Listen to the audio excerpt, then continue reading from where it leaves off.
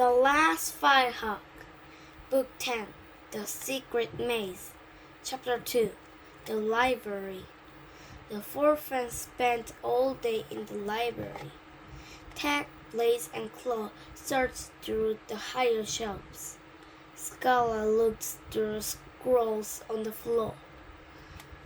"We've been here forever, and we've found nothing," Tag grumbled. "Look at these books." "Look at this book," Blaze replied.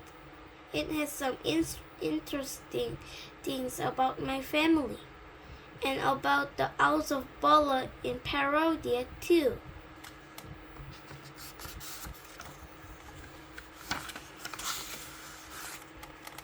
Scala, Tag, and Claw came over to listen.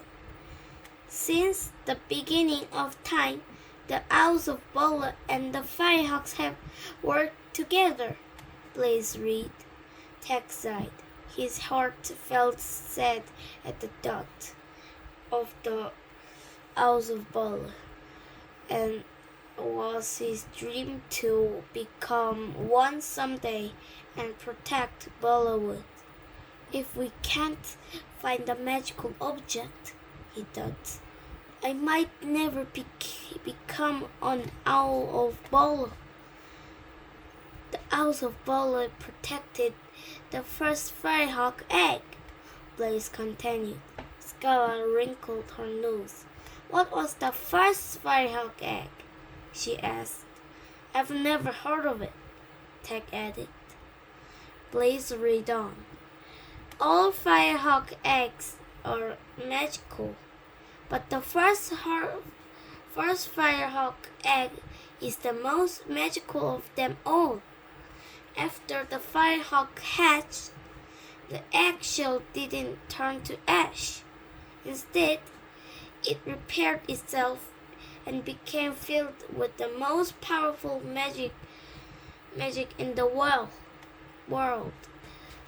But like all magic, this egg could be used for good or for evil." Tag shivered. He knew what terrible things evil magic like the shadow could do. Scala gasped and pointed to the bottom of the page. "Some say that the first egg could open a permanent portal between lands," she read. Ted jumped into the air. "This is what we've been looking for," he cried.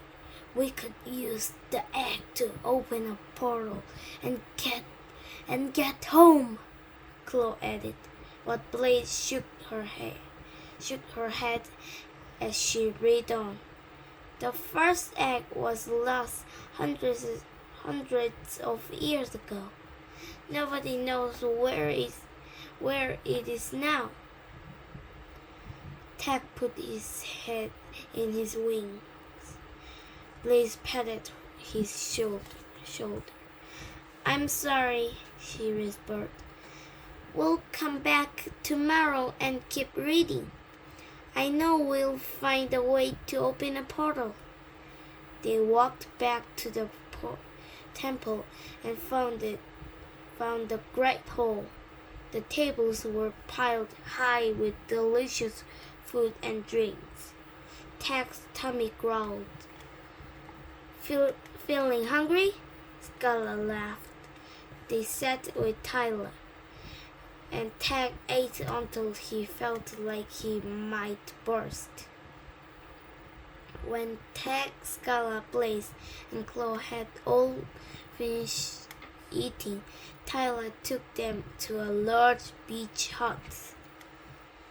"You can stay here," she said, "for as long as you need to. Good night."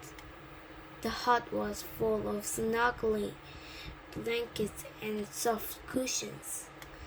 In the center was a bowl of nuts and fruit.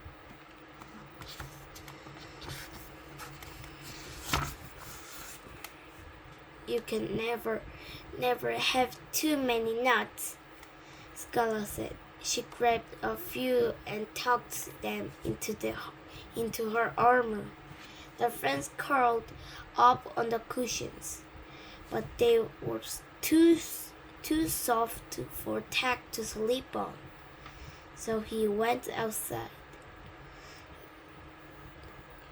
He gathered some long leaves from a palm tree and made a nest on the beach. As he lay down, he noticed a dark figure sneaking away from their hut. The bright moon suddenly peeked out from behind the cloud. Light shone down onto the figure. Ted gasped. It was Claw. Next time we're going to read The Last Firehawk, Book 10, The Secret Maze, Chapter 3. Bye-bye.